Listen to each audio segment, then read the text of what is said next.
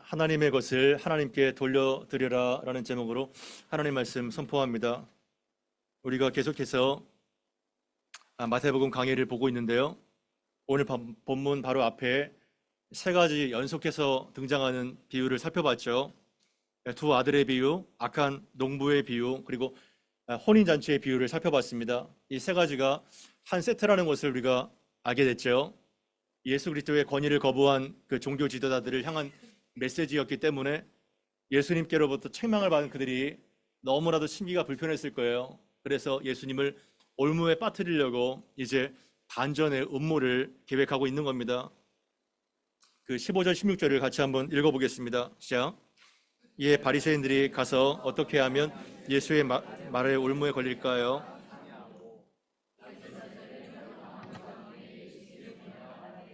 선생님이여, 우리가 아노니 당신은 참되시고 진리로 하나님의 도를 가르치시며 아무도 꺼리는 일이 없으시니 이는 사람을 외모로 보지 아니하심이니이다. 아멘. 여기에 보게 되면 예수님을 함정에 빠뜨리려고 공모를 하는 집단이 어떠한 집단으로 나와 있나요? 결코 하나가 될 수 없는 이러한 집단이 야합을 하게 되는데요. 바리새인들이 등장합니다. 어떻게 하면 예수를 말의 올무에 걸릴까 하여 상의를 하게 됩니다.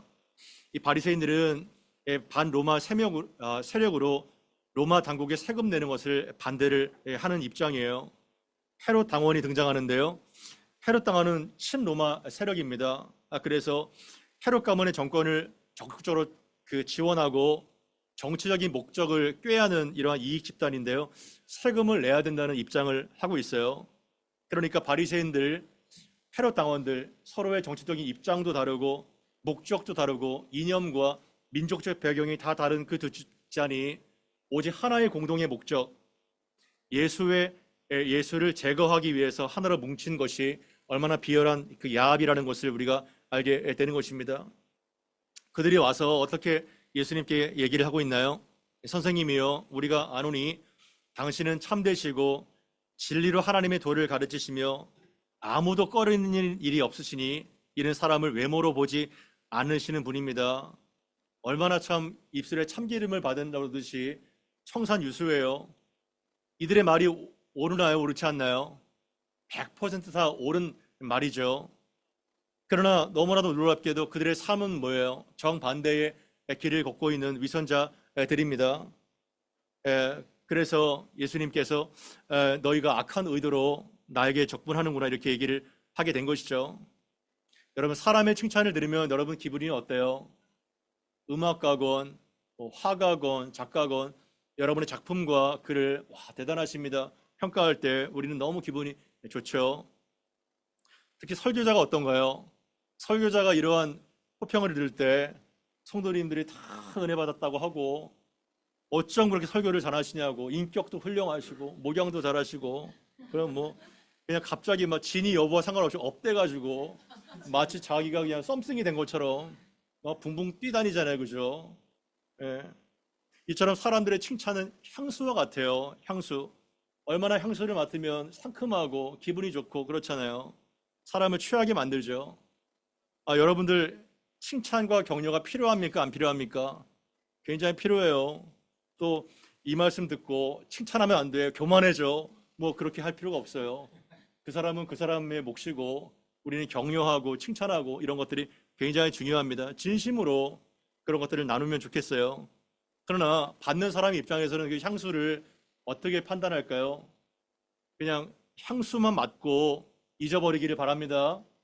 괜히 그냥 향수가 너무 좋아가지고 뚜껑 열어서 벌컥벌컥 마시면 안 돼요. 그 치명상을 입습니다. 향수는 그냥 냄새만 맡고 지나가야 되는 거예요. 그렇지 않으면 마치 자기가 어떠한 사람이 된 것처럼 착각을 하게 되는 거죠.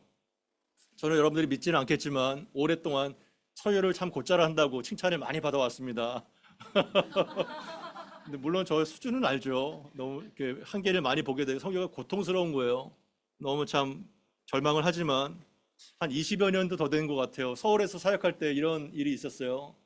저희 교회가 상가 건물이었는데 바로 옆에 1층에 김밥 천국 아주머니 가끔 오후 예배 때 오셔가지고 말씀을 들었는데 그 김밥 만들다가 들기름 냄새가 나는 그 앞치마를 두르고 말씀을 들을 때 너무 참 순전하게 말씀을 받고, 목사님 테이프하고 뭐 그 원고 좀 받을 수 없냐고 그렇게 했던 것들이 기억이 나요. 참 많이 격려가 되죠. 그리고 수많은 대학 청년들, 제 제자들, 저는 오랫동안 한 20여 년 이상 청년 사역을 계속 해왔거든요. 그들의 격려들, 또한 권사님, 장로님, 집사님, 어떠한 장로님은 막 이렇게 흔들어요. 저를 잡고 막 이렇게 나이가 드셨는데도 좋잖아요, 기분이. 그죠? 그런데 어느 순간 제가 뭘 깨달았는지 아세요? 설교는, 목회는 우상이 될 수 있다는 거예요. 우상이. 예. 신학교에서 가끔 설교 콘테스트 열려요. 그래서 금상을 받으면 상금이 어마어마합니다. 그게 어떤 걸까요? 사실 그거는 신학적으로 너무나도 안 좋은 거예요. 대부분 청빙할 때 사람의 설교를 보고 뽑죠. 엄청나게 큰 코를 다치는 경우가 많아요. 그 순간 반짝해가지고 자신을 어필할 수 있거든요. 그러나 로이드 존스 목사님은 어떻게 말씀하세요? 설교를 준비하는 것보다 설교자 자신을 준비하는 데 힘을 써라, 이렇게 말씀을 하신 겁니다. 얼마나 참 위안이 돼요. 그러니까 목회나 선교나 설교나 이런 것들이 다 하나님의 자리를 대체하는 우상이 될 수 있다는 거예요. 매우 조심을 해야 됩니다. 그러니까 말을 전하는 자나 회중들이나 다 속을 수가 있는 거예요. 은혜를 받은 진짜의 답례가 어떻게 나타나게 될까요? 여기 이 사람들 봐요. 당신은 참되시고 진리로 하나님의 말씀을 가르치시며 아무도 꺼리낌이 없고 사람을 외모로 보지 아니하심이니이다. 얼마나 참 청산유수예요. 이들이 정말 이것이 진심으로 하는 칭찬이라면 어떻게 말씀에 대한 열매가 나타나야 되는 거예요? 변화된 인격과 삶으로 당연히 그 말씀의 영향이 나타나게 돼야죠. 만약에 선포된 말씀이 설교자나 회중의 삶과 인격에 아무런 영향도 미치지 못한다면 더 엄중한 하나님의 심판이 기다리고 있을 거예요. 그거가 두려운 겁니다. 바리새인과 해독당원, 정말 이 예수님에 대한 말이 진심이라면 칭찬이 아니라 정말 하나님 앞에 무릎 꿇고 참회하고 변화되어야 됐어요. 그러나 그들은 변화는 고사하고 불순한 의도를 가지고 얘기를 했죠. 또한 22절도 봐요. 이 말씀을 듣고 놀랍게 여겨 예수를 어떻게 해요? 따랐더라, 이렇게 됐나요? 떠났더라. 너무 이상하지 않나요? 이 말씀을 듣고 놀랍게만 여기고 압도는 되지만 예수를 떠나게 되는 거예요. 회개하고 예수를 믿더라가 되면 얼마나 좋아요. 그만큼 이토록 우리가 찔긴 거고 강팍한 거예요. 얼마나 허망하고 안타까운 모습이에요. 하지만 그것이 우리의 모습이라는 것을 보게 되는 겁니다. 여기에 갑자기 세금 문제가 나타나게 돼요. 17절 말씀 같이 한번 읽어보시죠. 시작. 그러면 당신의 생각에는 어떠한지 우리에게 이르셔서 가이사에게 세금을 바치는 것이, 굉장히 트리키한 문제를 가지고 나오죠. 이들이 악의적인 의도를 가지고 바리새인과 세롯 당원들은 너무나도 다른 정치적인 입장인데 예수를 걸러 넘어지게 하기 위해서 우리에게 가르쳐 주셔서 가이사에게 세금을 바치는 것이 옳습니까? 바치지 않는 것이 옳습니까? 이들이 막 속으로 회심의 미소를 뗐을 거예요. 어디를 말하든 다 걸려들게 될 수밖에 없는 그러한 문제죠. 만약에 가이사에게 세금을 바쳐라 이렇게 말하면 어떠한 문제가 발생할까요? 지금 이 당시에는 피즘의 계층이 유대인이에요. 로마의 압제 아래 있는 식민지입니다. 당연히 반감과 유대인으로부터 미움을 받겠죠. 그 사이를 떼놔야 예수를 제거할 수 있거든요. 지금 이때가 어떠한 때냐면 십자가에 못 박히기 3일 전이에요. 막 호산나 외쳤지만 이러한 논쟁 가운데 예수를 완전히 그냥 트랩에 걸리게 하려고 말하고 있는 것이죠. 반대로 세금을 바치면 안 된다 이렇게 할 때 그럼 어떠한 문제가 발생할까요? 바치면 안 됩니다 그러면. 당장 로마 정부에 반이 혁명 분자로 낙인이 찍혀서 고발당하게 될 거예요.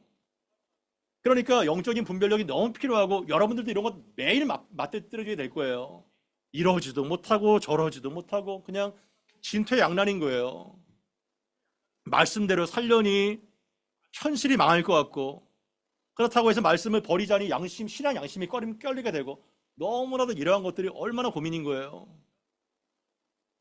그러니까 전형적인 편가르기가 되는 거죠. 이 사탄과 악인들이 너무 잘 쓰는 편가르기인 거예요.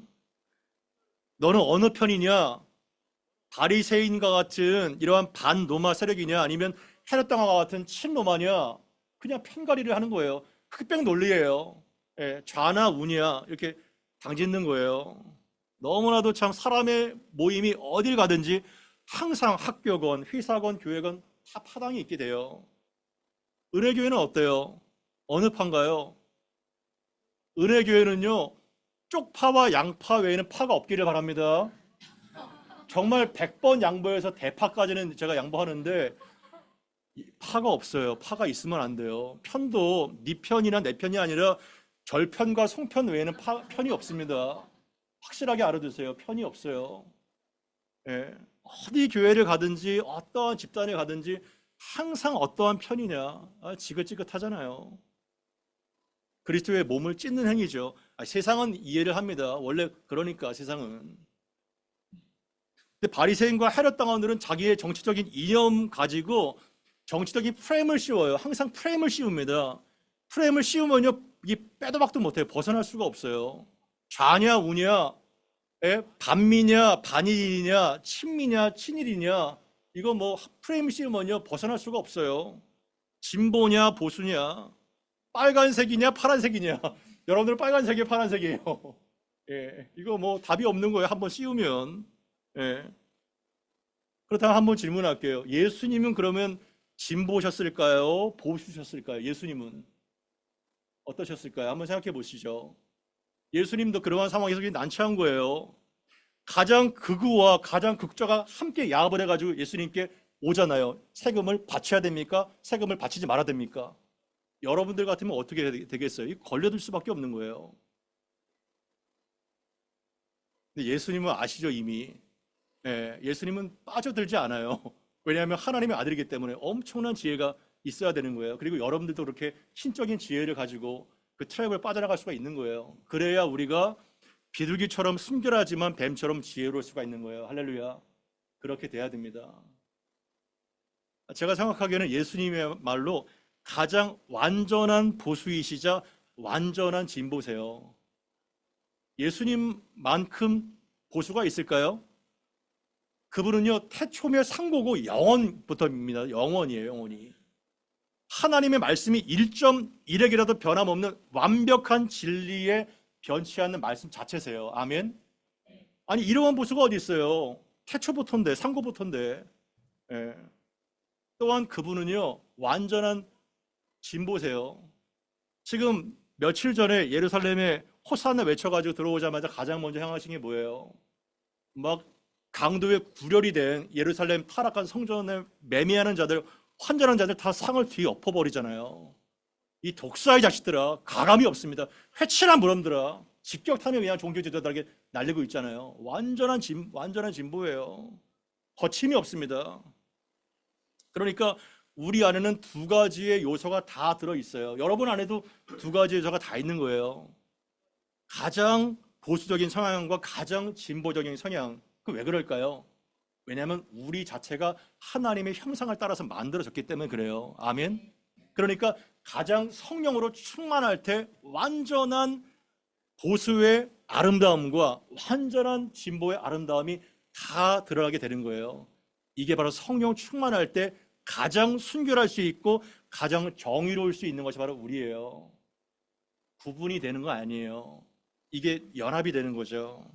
그래서 우리는 좌도 우도 아니고 하늘에 속한 자입니다. 아멘. 네, 우리는 좌도 우도 아니에요. 하늘에 속한 자입니다. 이거를 항상 명심하세요. 항상. 그래야 트랩에 걸리지 않아요. 왜 그러한 일이 발생할까요? 이 땅의 나라만 바라보기 때문에 그래요. 이 땅의 나라만. 그래서 우리는 소속이 하나님의 나라라는 것을 분명하게 가지고 있을 때 예수님처럼 트랩에 걸리지 않게 돼요. 항상 리더가 중요한 것 같아요. 어느 편에도 속하지 않아요. 어느 편에도. 왜냐하면 하늘에 그 사람은 소속되어 있기 때문에. 그러니까 그리스도인들도 인접접 대립 가운데 너무 휘말려 들어가니까 안타까운 거예요. 뭐 전땡땡이라는 목사가 뭐 휘젓고 다니고 있고 이단들도 막 그냥 뭐 정치권과 야합하고 얼마나 눈살을 찌푸리게 만들어요. 항상 그 사람의 말을 보지 말고 그 사람의 행동의 열매를 통해서 하나님의 순결과 겸손과 많은 아름다운 열매가 나타나는가, 그거를 보시길 바랍니다. 열매로 그 나무를 알게 되는 거예요. 열매로. 과거에요, 새 식구를 받아들일 때, 사위나 며느리를 받아들일 때 믿는 사람이라면 그 사람이 크리스찬인가 그것만 보잖아요. 그죠? 그것만 봐도 참 귀하죠. 그러나 요새는 뭐까지 본다는 얘기를 듣냐면 그 사위나 며느리가 어떠한 정치적인 색깔을 갖고 있느냐, 그것도 본대요. 또 그래야 집안이 분란이 없다는 거예요. 아, 이게 참 너무 웃기지 않나요? 예? 같은 크리스찬인데도 말이죠. 예. 왜냐하면 그러한 비극이 왜 생기냐면 여전히 땅의 가치를 보기 때문에 그런 거예요. 하나님 나라의 가치가 아니라. 교회가 왜 분열돼요? 왜 몸된 교회가 찢어지죠? 하나님 나라의 관점으로 그 영혼을 보지 못하기 때문에, 나의 이념과 주관과 생각이 개입되기 때문에 하나님의 말씀을 이용해서 나의 입장을 공고하게 하게 되는 거예요. 여러분, 하나님의 말씀은 자기 입장을 정당하게 하기 위한 수단으로 주신 것이 아닙니다. 다시 말씀드립니다. 설교자나 어떠한 사람이나 하나님의 말씀을 자신의 입장을 강화하기 위해서 주신 것이 아니에요. 오히려 그 말씀으로 내가 깨어지고 부서지고 완전히 가루가 되어서 그리스도의 형상을 만들기 위해서 주신 겁니다. 아멘? 그거를 잊지 마세요. 예수님 안 걸려들어요. 그래서 18절에서 20절 같이 한번 읽어보시죠. 시작. 예수께서 그들의 악함을 아시고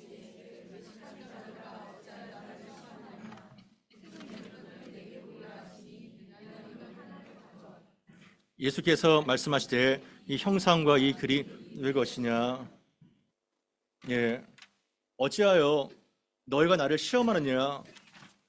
이렇게 말씀하시면서 갑작스럽게 역공을 하세요. 너희 그래? 그럼 세금 낼 돈 한번 갖고 와봐. 이렇게 나오니까 엉겹결에 그들의 주머니에서 뭐가 나와요? 데나리온 하나가 나와요. 그러면서 예수께서 이 형상과 이 글이 누구의 것이냐, 이렇게 역질문을 하게 되는 거죠. 벌써 걸려든 거예요, 그들이. 한번 PPT 보여주시겠나요? 로마 시대 때 인두세를 내기 위한 이러한 로마의 동전이 데나리온이에요. 원래 유대의 동전은 세켈이에요, 세켈. 인두세를 내기 위해서 로마의 지배 안에 있었기 때문에 데나리온을 냅니다. 그런데 여기에 사람이 그 형상이 있잖아요. 누굴까요? 예수님 당시에 로마 황제가 티베리우스예요. 티베리우스. 그래서 여기 티베리우스의 형상이 있고 그 주위에 글자가 써 있잖아요. 글자가. 이 글자가 뭐냐면 앞면에 티베리우스 카이사르 신성한 아구스투의 존엄한 아들, 이런 뜻이에요. 그리고 뒷면에, 저건 뒷면이거든요. 어떤 사제라든가 신과 같은 사람이 있는데요. 거기 주변에 있는 글씨가 또 뭐예요? 여기 보게 되면 폰티펙스 막시무스, 그러니까 막시무스는 위대한, 그리고 폰티펙스는 제사장이라는 뜻이에요. 위대한 대제사장, 이런 뜻이에요. 앞면은 그 사람이 어떠한 아들의 신분인가를 말하고 뒷면은 그 사람의 역할을 만드는 거, 존재의 역할을. 그러니까 유대인들이 이 동전을요 지니고 다니고 사용하기를 매우 꺼렸어요. 왜냐하면 이 1계명과 2계명의 저촉이 되기 때문에 나 외에 다른 신을 섬기지 말고 어떠한 형상도 만들지 말라는 이 말씀 때문에 이렇게 꺼리게 된 거예요. 그래서 일반 백성들은, 바리새인들은 절대로 로마 황제가 새겨진 주화를 사용하지도 않고 소지하지도 않을 거야, 이러한 믿음이 있었는데 예수께서 너희들이 세금 내는 것을 한번 갖고 와봐. 그러니까 바리새인들이 엉겹결에 그냥 주머니에 있다가 보여드린 거예요. 걸려드린 거예요. 그들의 위선이. 유대인들은 절대로 바리새인과 같은 경건한 사람들은 이 주화를 소지하지도 않고 쓰지도 않을 거야 생각했는데 너무나도 유쾌하게 쓰고 있었던 거예요. 그들의 위선이 드러나게 된 거죠. 옛날에는, 지금의 지도는 정확한 그 GPS로 국경선이 정확하게 매겨져 있잖아요. 그죠? 물론 지금도 뭐 중국, 인도, 파키스탄, 인도 국경선이 모호해서 분쟁이 잦지만 거의 대부분 어디 강까지냐, 어디 산맥까지냐 국경이 명확해요. 그러나 로마 제국 가운데는 국경이 모호했어요. 어떻게 국경선의 그 통치 영역이 확인될 수 있을까요? 그 당시의 화폐와 경제 가치를 따르는 그 동전과 화폐가 통용되는 거기까지가 로마 제국의 바운더리예요. 이해가 되세요? 그래서 세금을 바치거나 이 화폐가 사용된다는 것은 통치자인 가이사의 권위를 인정하고 복종한다는 의미가 갖고 있는 거예요. 왜냐하면 그 가이사의 형상을 내가 소지하고 있고 화폐를 쓰고 있으니까요. 그래서 예수께서 이 형상과 이 글이 누구의 것이냐, 굉장히 중요한 의미가 나와요. 가이사의 형상과 하나님의 형상이 나오죠. 만약에 이 동전이 가이사의 형상이 있다면 그것을 가이사를 돌려, 너희들이 세금을 바치고 있잖아. 하지만 더 중요한 것은 이마고 데이, 라틴어로 이마고 데이, 뭐예요? 하나님의 형상인 거예요. 여러분들은 어떠한 형상을 따라서 창조가 된 사람들인가요? 예, 믿고 안 믿고를 따라서 모든 피조물들은 다 하나님의 형상을 따라서 존귀하게 그분의 모양과 그분의 형상대로 만들어진 거예요. 아멘. 그래서 우리는 다 하나님의 형상을 따라서 만들어진 것이고, 그렇기 때문에 우리의 모든 존재를 통해서 하나님께 영광을 돌리고 바쳐야 된다는 거예요. 그래서 예수님의 결론이 뭐예요? 21절 같이 한번 읽어보겠습니다. 자, 이르되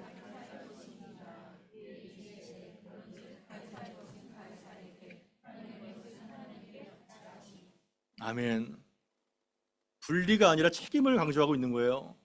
예수님이 얼마나 정말 깜짝 놀랄 만한, 누구라도 트랩에서 빠져나갈 수가 없는데, 그래 좋아, 그러면 가이사의 것이지 가이사에게 바쳐, 그리고 하나님의 것은 하나님께 바쳐. 세금을 구체적으로 내라 마라 이렇게 말씀하시지 않으세요. 가이사의 것은 가이사에게 바쳐라. 가이사 형상이 있잖아. 그리고 하나님의 것은 하나님께 바쳐라. 무게의 중심이 어디에 쏠려 있어요? 뒤편에 쏠려 있는 거예요. 왜냐하면 가이사의 것도 사실 다 하나님의 것이기 때문에, 만유의 주제가 되신 하나님께 오기 때문에. 그런데 재밌는 것이 뭐냐면요, 여기에서 가이사의 것은 가이사에게, 하나님의 것은 하나님께 바쳐라는 뜻이 그냥 기부가 아니에요. 드려라가 아니라 아포디도미, 이거의 원어는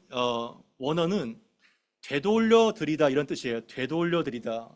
그래서 영어 성경에도 보게 되면 다 give back to Caesar 이렇게 돼 있어요. give back.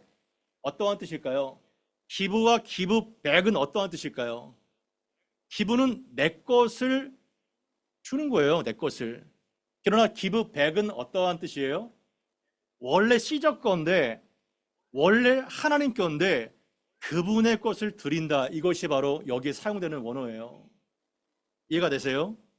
그러니까 모든 만유의 주제인 통치권자가 하나님이시고 원래 하나님의 것인데, 그분께 우리의 모든 것을 다 드려야 된다는 것이 여기에 포함되어 있는 겁니다. 한번 두 가지를 볼까요? 로마서 13장 1절에서 2절 그리고 6절에서 7절 말씀을 같이 한번 읽어보겠습니다. 시작. 각 사람은 위에 있는 권세들에게 복종하라. 권세는 하나님으로부터 나지 않음이 없나니, 그러므로 권세를 거스리는 자는 하나님의 명을 거스림이니 거스리는 자는 심판을 자취하리라. 6절 7절입니다. 너희가 조세를 바치는 것도 이를 말미암음이라. 그들이 하나님의 일꾼이 되어 바로 이 일에 항상 힘쓰느니라. 모든 자에게 줄 것을 주되 조세를 받을 자에게 조세를 바치고 관세를 받을 자에게 관세를 바치고 두려워할 자를 두려워하며 존경할 자를 존경하라. 아멘. 우리가 크리스찬이라고 해서 세상의 질서를 굉장히 혐오하고 막 무질서하게 하는, 굉장히 틀린 겁니다. 이거는 굉장히 이상한 종교예요. 종교가, 신앙이 굉장히 아름답잖아요. 그럼 믿지 않는 불신자들도 어트랙티브한 매력을 느껴요. 정말 아름답다 저분. 내가 교회는 안 다니지만 정말 본받고 싶다. 그것이 바로 참 신앙인 거예요. 신앙이 아름답다는 것은요, 가장 성령 충만하고 성령께서 모든 피조 세계를 다 만드셨기 때문에 우리는 너무나도 신앙이 좋아지면 안 돼. 이거 이상한 착각이 있어요. 신앙이 좋아지면 마치 광신자가 될 것 같은 두려움이 있는 거죠. 그거는 너무나도 하나님을 모르는 거예요. 그래서 로마서 13장에서 바울은 이렇게 얘기합니다. 각 사람은 위에 있는 권세에게 복종하라. 이 당시에는 로마 네로 황제의 치하에 있잖아요. 얼마나 그가 미치광이에요. 로마에 그냥 화제가 난 것을 다 기독교인들이 뒤집어 씌워가지고 화영장으로 끌고 갔고 사자의 밥이 되게 했잖아요. 그럼에도 불구하고 그 위에 있는 권세에게 복종하라는 거예요. 왜냐하면 모든 권세가 하나님께서 정하신 바기 때문이라는 것이죠. 그리고 그 권세를 거스르는 자는 하나님의 명을 거스르는 것이고 심판이 따를 것이다 말씀하고 있는데요. 6절 7절은 조세 얘기가 나오잖아요. 너희가 조세를 바치는 것도 이로 말미암음이라. 그들이 통치자들이에요. 통치자들이 하나님의 일꾼이 되어서 바로 이 일에 항상 힘쓰게 된다는 겁니다. 무정부 상태보다 로마가 도로를 닦고 정치와 경제와 사회와 국방과 교육 그 모든 것들을 다 관장하기 일반 은총이잖아요. 그런 것들의 혜택을 우리가 보고 있잖아요. 기꺼이 그런 것들에 헌신해서 질서가 유지되도록 해야 된다는 것이죠. 그리고 납세의 의무, 조세를 받을 자에게 조세를 바치고 관세를 받을 자에게 관세를 바치고 두려워할 자를 두려워하고 존경할 자를 존경하라고 이렇게 얘기를 하고 있는 거예요. 그러니까 건강한 크리스찬들은 사회 질서를 잘 존중하고 또한 동시에 거룩한 청지기로서의 삶을 감당하는 거예요. 두 가지를 다 해야 됩니다. 저희 공동체도요. 회사잖아요. 회사. 세금 많이 냅니다. 여러분. 세금 많이 내요. 예. 그러한 거를 통해 여러분들도 세금을 내고 또한 납세와 국방과 여러 가지 의미를 다 하잖아요. 그렇게 해야 된다는 거예요. 그러니까 이러한 사회 질서를 누구보다도 존중하고 질서를 따른다는 겁니다. 그러나 단 뭐예요? 국가 권력이 종교화될 때 국가의 권력이 어떠한 권력도 하나님의 위치에 올려 있을 때 이때부터는 얘기가 달라지는 거예요. 그때부터는 국가가 짐승이 됩니다. 요한계시록 13장처럼 바다에서 올라오는 짐승, 땅에서 올라오는 짐승이 되는 거예요. 그래서 우리에게 기본적으로 정말 신앙 양심에 거스르지 않는 범위 내에서 사회 질서를 충실하게 하지만 예를 들어 미쳐가지고 히틀러의 나치당이라든가 일본의 제국주의라든가 이런 것들은 우리가 절대로 신앙 양심상 따를 수가 없죠. 저항해야죠. 그때는요. 저항해야죠. 그래서 초대교회 때 핍박 가운데 신앙인들이 신앙의 순결을 지키면서도 사회를 유익하게 만드는 그러한 역할을 했던 것입니다. 제가 보니까 소금쟁이 같아요. 소금쟁이. 소금쟁이 아시죠? 제가 어렸을 때 시골에 자라가지고 소금쟁이 너무 많아 봤는데 소금쟁이가 뿅뿅뿅 날아가잖아요. 그죠? 소금쟁이가 얼마나 이렇게 근데 소금쟁이가 그 미세하게 제가 뭐 정확하게 모르겠지만 그 발에서 기름이 나온대요. 그래가지고 물에 안 빠지잖아요, 얘가. 그래서 물이 막 픽픽 따라다니는 거예요. 이것이 바로 크리스찬이 아닌가. 세상에 살지만 세상에서 성실하게 직장 생활을 하고 성실하게 사회의 빛과 소금의 역할을 감당하고 살지만 세상에 빠지지 않는, 동화되지 않는 이러한 모델이 바로 소금쟁이가 아닌가. 빛과 소금하고 좀 비슷하잖아요. 그런 소금은 아니더라도. 그래서 소금쟁이가 좀 우리의 모델이 아닌가. 평평평 이렇게 학교를 다니고 뭐 일터에 사용하지만 소금쟁이처럼 세상에 동화가 되지 않고 정말 그 순결한 정체성을 지키면서 또 세계를 누비면서 또 비즈니스를 하고 하나님의 가치를 또한 증진시키는 이것이 바로 우리의 모델이 아닌가 보게 되는 것입니다. 아멘. 소금쟁이가 되기를 바랍니다. 또 하나 볼까요? 베드로전서 2장 13절에서 15절까지 말씀인데요. 같이 한번 읽어봅시다. 시작. 인간의 모든 제도를 주를 위하여 순종하되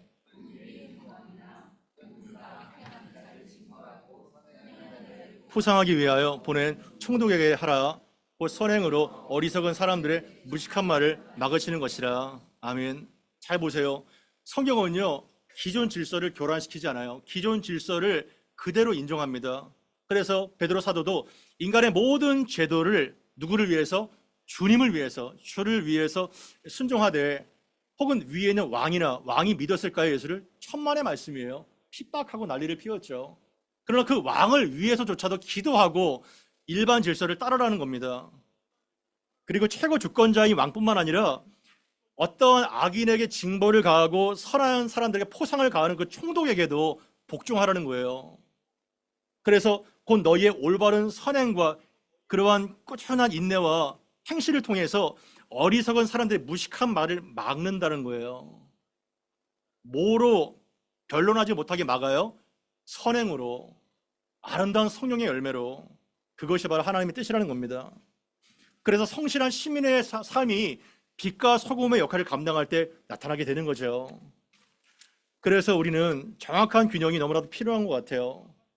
세속 정부를 하나님이 세워서 질서를 유지하시는 그 거대한 하나님의 섭리를 이해할 뿐만 아니라 그 권세를 인정하고 의무에 충실을 다하지만 최종적 권위와 권세가 하나님께 있다는 것들을 명심하며 그분께 우리의 모든 것들을 바쳐야 된다는 거예요.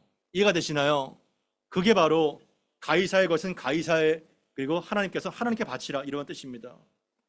이거는 비도한 세상에 세금 잘 내고 교회에 헌금 잘 내, 이러한 정말 조잡한 뜻이 아니에요. 내 모든 시간과 재능과 은사와 능력, 내 존재 생명 전체를 다해서 원래 주인이신 하나님께 도들러 드리라는 거예요. 원래 주인이신. 내 것이기 때문에 드리면 얼마나 아까워요. 오늘 오전 온 세대 예배 얼마나 이 정말 아브라함의 시험이었었어요. 그렇게 네가 아끼지 않고 이제야 나를 경외하는 줄 아노라, 이렇게 되는 거죠. 원래 그분 거기 때문에 철저한 청지기로 살게 되는 것입니다. 그래서 기독교인은 이중국적자예요. 이중국적자. 우리가 지금 중국 상해에 살고 있잖아요. 그러나 여러분들 여권은 어떤 나라예요? 대한민국 한국이죠. 한국인이지만 이 중국 상해에 살고 있어요. 이중국적이에요. 또한 더 넓게 말하면 우리는 이 땅의 시민이지만 우리의 원래 소속은 뭐예요? 원래 소속. 하늘 시민권자로 살고 있는 거예요. 하늘 시민권자. 여기는 뭐 패스포트도 필요 없고요. 여기는 뭐 어떤 대사관도 없어요. 하나님의 성령께서 우리의 영의 패스포트에 도장을 꽉 찍어 주시니까 이거는 만료 기간도 없고 영원합니다. 영원해, 평생 가요. 그래서 우리는 정말 이중 시민권자지만 궁극적으로 하늘에 소속된 하늘 시민권자라는 것을 결코 잊지 마시기를 바랍니다. 이 땅의 시민으로 의무를 충실하게 감당하지만 하늘 시민권자로 살 때 얼마나 텐션이 있어요. 텐션. 이 텐션이 중요해요. 이 텐션이 있을 때 길을 잃지 않습니다. 만약에 내가 고통스럽기 때문에 텐션을 그냥 어겨버린다면 우리는 동화가 되거나 완전히 그냥 세상과 아무 관련 없이 살게 될 거예요. 지혜와 순결이 필요합니다. 그래서 하나님의 법을 최종 권위로 삼고 예배와 생명 존중과 정의와 같은 그런 것에는 우리가 굴복하지 않지만 하나님의 전 영역, 하나님의 다스림을 벗어날 수가 없기 때문에 우리의 삶의 전 영역 가운데 하나님 나라가 구현될 수 있도록 우리는 부름받고 있는 거예요. 그렇게 살아주시길 바랍니다. 여러분이 무엇을 하든지 비즈니스를 하건 학교에서 공부를 하건 집안 살림을 하건 어떠한 영역에서든 간에 여러분들의 행보를 통해서 하나님께만 영광이 되는 그러한 삶을 살 때 우리는 가장 가치 있는 시민으로 이 땅을 살게 될 것입니다. 말씀을 마칠까요? 말씀을 들었다면 우리 가운데 뭐가 있는 거예요? 책임이 있는 거예요. 책임. 그래서 전하는 자나 듣는 자나 회개에 합당한 열매를 맺어야 되는 것이죠. 우리는 좌도 아니고 우도 아니고 어떤 편도 아니고 하늘 시민이라는 것을 잊지 마십시오. 세상의 정치적인 이념이나 편가르기에 빠져들지 마시고 하나님의 복음의 가치를 분별하고 이 땅을 살아갈 때 우리는 정확하게 그분의 목적에 맞게 삶을 낭비하지 않고 살게 되는 것입니다. 얼마나 우리의 삶이 아까워요. 낭비할 시간이 없잖아요. 그리고 우리는 하나님의 형상대로 부름을 받은 하나님의 자녀인 것입니다. 성실하게 이 땅 가운데 의무를 다해서 살지만 우리의 궁극적 소속이 하나님의 나라임을 기억하면서 하나님께 영광 돌리는 인생의 삶 살게 되기를 바랍니다. 우리 들은 말씀 기억하면서 합심하여 기도하고 마무리하겠습니다. 기도하겠습니다.